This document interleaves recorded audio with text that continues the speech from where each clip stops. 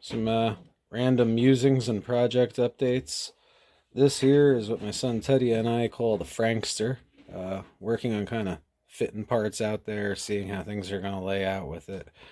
We're going to turn this into a dragster, like probably like a funny car style dragster. It is the front half is an RC10 GT, and then the back half is actually off an eighth scale Buggy. Um, I'm gonna get skinnies for it, big slicks for the back. I'll pop in some pictures of what we plan on putting on there.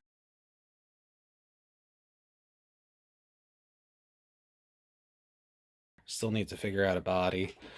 It's probably going to be laid out something like this with the engine here, trans here, basically eighth scale Buggy type of drivetrain layout. Throttle servo here, fuel tank back here, steering servo here. Probably put the receiver just right on top of the steering servo.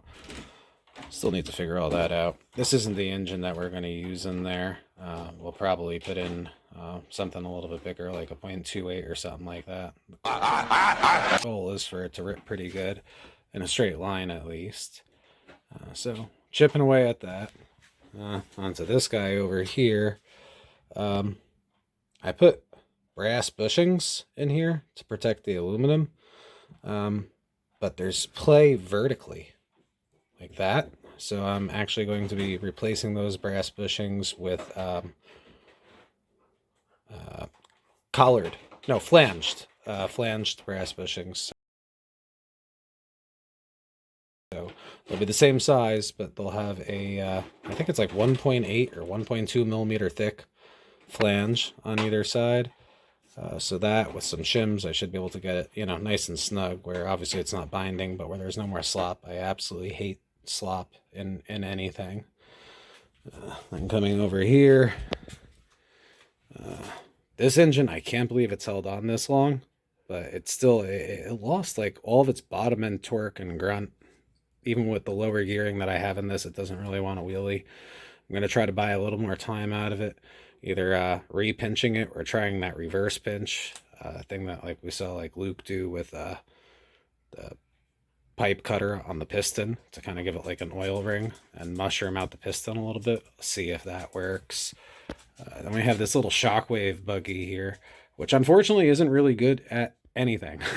It's not fast enough to be a good on-road car, and it's not high enough or big enough to be good for off-road, and it doesn't have enough suspension travel to really jump or fly well. So I'm kind of tempted to turn it into a drift car. And what I'm thinking is I could actually flop the engine where the fuel tank is and put the fuel tank where the engine is to shift more weight to the front. Disable the front wheel drive so it's rear wheel drive only. In order to keep everything from turning backwards, all I need to do is flop the diff to the other side in the rear end. So that way when the engine's facing backwards, the trans turns backwards, the pinion turns backwards, but the ring gear and the rear axle turns the right direction. So we'll see how that works out. Wife's T-Maxx, that's locked and loaded and ready to go. Need to figure out another air filter solution for Teddy's truck. Dude drives it so aggressively and so hardcore. He's the only person I've ever known that broke an air filter, the internals, and then had it where the internals got sucked into the engine and the air filter literally tried to kill his engine the last time he had it out.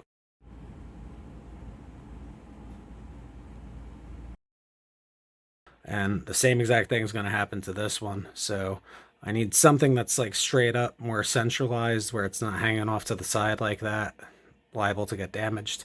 I can turn this around and put it towards the inside, otherwise it's going to be right on top of the exhaust and sucking in lots of heated air, which typically isn't that good.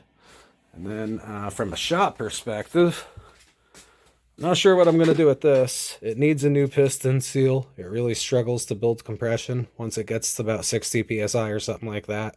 Just the blow-by on the piston seal is terrible. But pipes and lines and everything like that, so much on this compressor is broken already. I'm a little concerned. Like, yeah, I could replace the piston seal and I know it'll work. But admittedly, I have a little paranoia because I don't know what the condition of that tank is on the inside. And I'd sure hate to have a compressor explode in my house. That would be some splaining to the wife. So yeah, chipping away at that. Oh, the other thing I'm doing with this is Everything on here for all the chassis, suspension, steering, it's all M4, all double shear, holds up well. These are not double shear and they're M3. And as you can see, I have steel knuckles.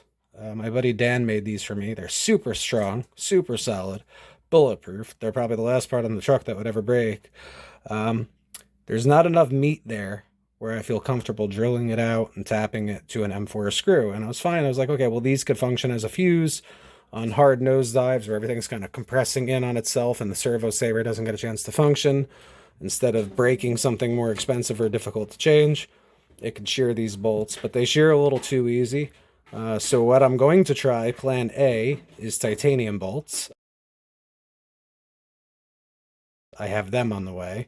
If that does not hack it, then I'm going to weld on a little bit more meat so that way I could safely drill and tap to M4. So we'll see how that works. The bushings and the titanium bolts for that, they're coming from Amazon tomorrow. This is a long-term thing. We'll probably chip away at that over the course of the winter. Same thing here with turning this into a drift car. That'll be a winter project as well. This with the repinch, not particularly urgent. It still runs fine. It even starts fine when it's hot. It lost its bottom end grunt. Admittedly, that Dynamite 19 never really had too much bottom end grunt to begin with, but you know, it kind of stinks when you can't wheelie. So, hoping that I could give it a little bit more life. We'll see.